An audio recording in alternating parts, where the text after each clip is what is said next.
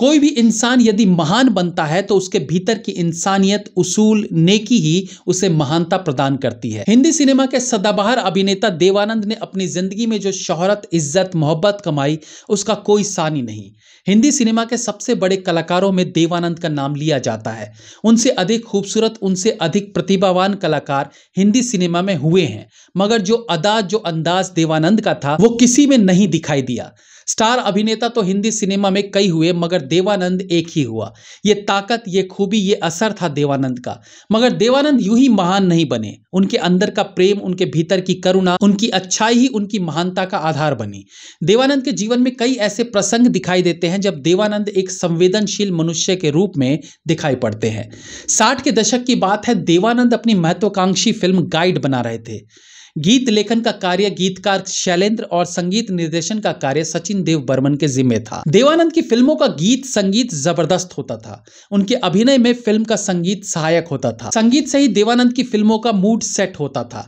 सचिन देव बर्मन पूरे समर्पण से गाइड का संगीत बना रहे थे, लेकिन तभी एक दुर्घटना घट गई। सचिन देव बर्मन बहुत बीमार पड़ गए। इलाज किया गया, मगर बहुत समय तक सचिन देव बर्मन की तबीयत में सुधार नहीं आया।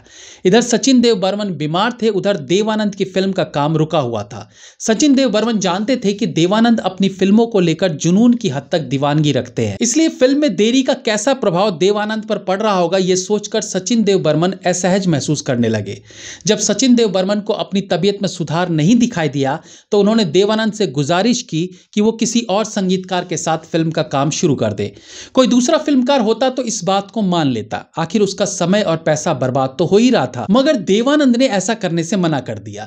देवानंद संगीतकार सचिन देव बर्मन के संगीत के जादू को जानते थे, इसलिए उन्होंने सचिन देव बर्मन से कहा कि वो उनके ठीक होने का इंतजार करेंगे। जब तक एसडी बर्मन पूर्ण रूप से स्वस्थ नहीं होंगे, गाइड का संगीत निर्माण नहीं होगा। इस बात से सचिन बेहद भावुक हो गए। खैर, समय बीता और कुछ वक्त बाद सचिन देव बर्मन स्वस्थ हो गए। तब उन्होंने पूरी ऊर्जा के साथ वापसी की और फिल्म का पहला गीत गाता रहे मेरा दिल रिकॉर्ड किया। संगीत निर्माण की प्रक्रिया में सचिन देव बर्मन का साथ उनके पुत्र और महान संगीतकार आर.डी. बर्मन ने दिया। मेरा दिल। इसी तरह फिल्म का गीत आज फिर जीने की तमन्ना है और तेरे मेरे सपने अब एक रंग है रिकॉर्ड किया गया। गीत बनते हुए ही सचिन देव बर्मन और देवानंद को महसूस हो रहा था कि फिल्म का संगीत जरूर कामयाबी हासिल करेगा। दोनों का आकलन सही साबित हुआ। फिल्म गाइड रिलीज हुई और इसका संगीत खूब पसंद किया गया। फिल्म के 2 गीत वहां कौन है तेरा मुसाफिर और अल्लाह मेघ दे पानी दे सचिन देव बर्मन ने गाए थे। इस तरह देवानंद ने साबित किया कि रिश्ते और व्यवसाय में समन्वय स्थापित करके भी काम किया जा सकता है। इसी प्रकार की तमाम जानकारियों के लिए हमारे साथ जुड़े रहिए। नमस्कार।